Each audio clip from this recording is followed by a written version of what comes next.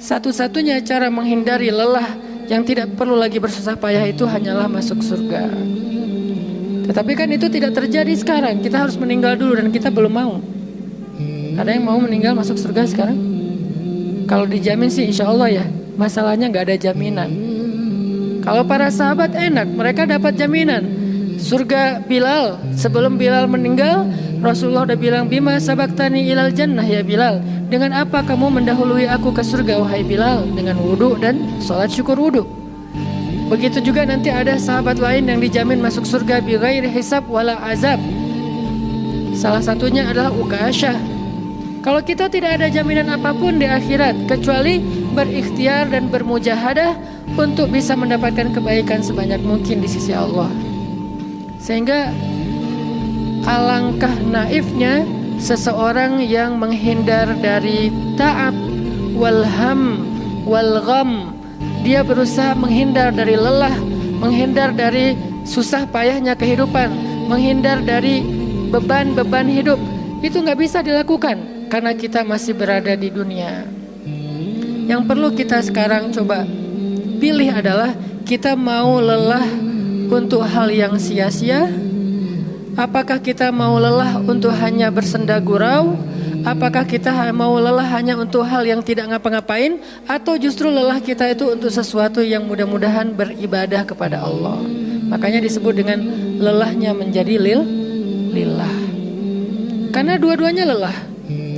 Ada orang yang pergi ke masjid lelah, capek pergi ke masjid. Tapi ada juga orang yang berbuat dosa, itu juga lelah. Memangnya kalau kita beribadah lelah terus berbuat dosa gak lelah? Banyak orang yang berbuat dosa lelah dan kita pernah merasakan kehidupan seperti itu. Sehari, 2 hari, sebulan, setahun, 2 tahun, sampai kita benar-benar merasakan lelah banget dengan dosa. Di malam hari berbuat dosa lelah, akhirnya tidur sepanjang siang. Di siang hari berbuat dosa lelah, akhirnya tidur sepanjang malam. Lelah sama lelahnya. Antara orang yang beribadah dengan orang yang bermaksiat itu sama lelahnya. Bedanya apa? Yang satu lelahnya akan diganjar, dibalas oleh Allah dengan kebaikan dunia dan akhirat. Yang satu lagi lelahnya hanya akan disudahi dengan penyesalan. Sama-sama lelah. Bedanya lelah yang pertama mungkin baru dirasakan hasilnya setelah itu. Lelah yang kedua seolah-olah bisa langsung dirasakan kesenangannya, tetapi kesudahannya adalah penyesalan.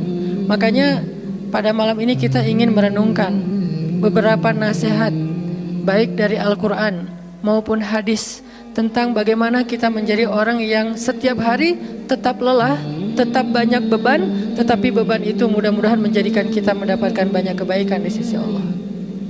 Makanya Nabi SAW bersabda dalam hadis riwayat Bukhari dan Muslim, An-nasu ka'ibili mi'ah, la takadu tajidu fiha rahilatan. Manusia itu seperti 100 ekor onta. Manusia ka'ibili mi'ah, seperti 100 ekor onta yang harganya murah 50 juta, yang hidupnya untuk disembelih pada akhirnya nahar, disembelih.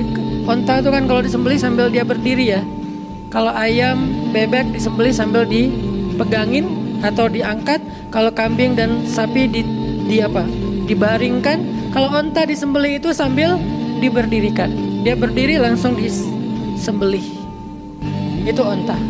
Artinya manusia ka'ibili mi'ah. Nabi itu menggambarkan onta karena onta ini punya banyak macam. Mungkin di Arab gak ada ayam yang bermacam-macam, akhirnya pakai bahasanya onta. Kalau di kita mungkin ada ayam potong, ada ayam kampung dan segala macam, ada ayam jago. Kalau bebek ada mentok, ada bebek yang biasa, macam-macam kan. Di Arab mungkin gak terlalu banyak variannya dan gak terlalu akrab dengan kehidupan sehari-hari mereka. Yang akrab itu kambing, kuda, keledai, onta.